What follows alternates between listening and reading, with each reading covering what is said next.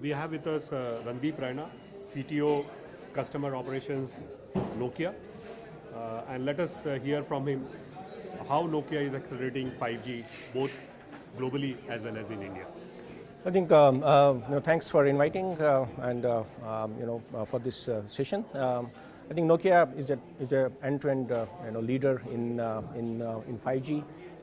They have portfolios which cuts across the domains that is needed in the 5G evolution, 5G network evolution.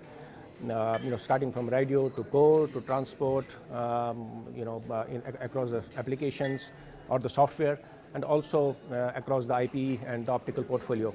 So when we look at 5G, it's not just a radio technology. It's the architecture has to be completely evolved, which means that an end-to-end portfolio is must-have for 5G to become a reality.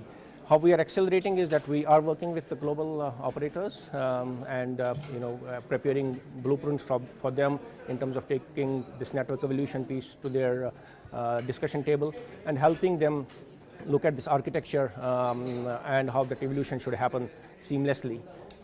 With the promise that 5G delivers of 10 Gbps kind of a peak throughput, less than 1 millisecond latency, and the network slicing aspects, it is a tremendous opportunity for telcos to diversify from their current services and enter into new business opportunities which could cut across enterprises. For example, manufacturing, industrial automation, healthcare, automotive business, and there are many such opportunities that most of the CSPs could envisage by deploying 5G.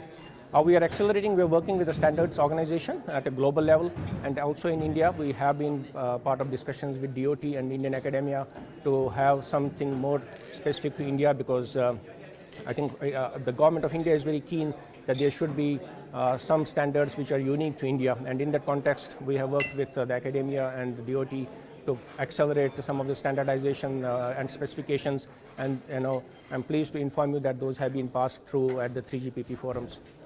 So by positioning the portfolio, by working with operators on their business cases, their business models, and then creating a truly end-to-end network architecture with the power of end-to-end portfolio that Nokia has, we are really in the a dominating position to accelerate the momentum around 5G globally and also in India. Initially, what are the use cases that India will go for?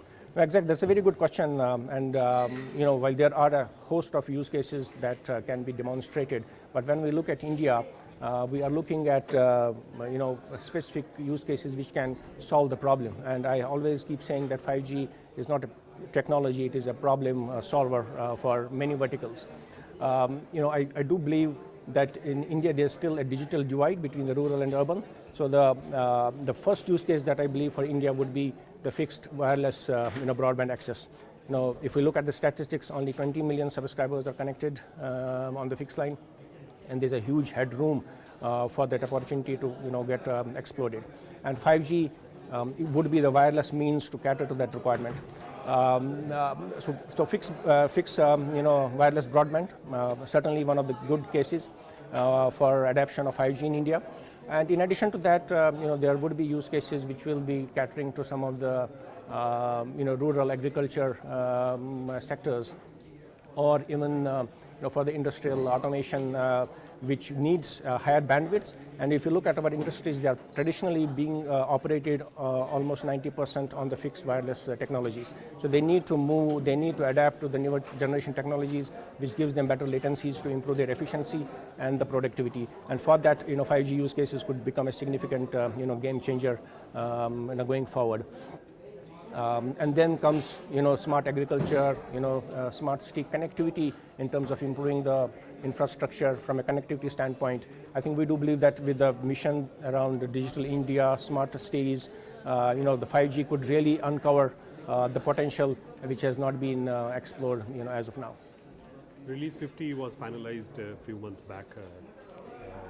What are the other releases that you see happening at the end of this year, and how do you see the maturity curve of 5G on the global standard format? I think standards is evolving, practice. While the specifications for 15 has been, standardized, there's release, 16, 17 coming forward. And I would say that it all depends upon the market forces and the drivers, but the release planning has its own timelines as operators, as industry stakeholders need more. Have more requirements carved out. They go into the formalization of the specifications into the various bodies like ITU and 3GPP and ETSI, and that collectively the decision is being made in terms of evolving those specifications to the maturity level. I would say at least we would see 2 to 3 releases getting matured in the next 2 years or so. But as I said, that it's a fast evolving process. Depending upon the needs of the market and the market forces, that acceleration happens, by due diligence with the respective specification bodies. And Nokia is very active in that, and we are driving a lot of specifications around, 5G globally. Globally, either end of 2018, beginning of 2019, we will see a lot of 5G deployments by operators globally. That's right. When do you see commercial deployment in India happening? Any time frames that you are looking at? It depends. It will be sequential. I think the first thing that needs to happen is the spectrum allocation. While there is a guideline around the spectrum and the bands in which 5G would be, in which 5G will be, deployed in. So that would be the first process. The first process would be the spectrum auction. Then comes the deployment. I think they are kind of interlinked. Too early to say around timelines, but we do believe that we would have some kind of trials early 2019, and we would probably see some soft deployments towards end of 2019, and maybe 2020 would be the time frame when we will probably have some clusters coming up with 5G deployments. Thanks.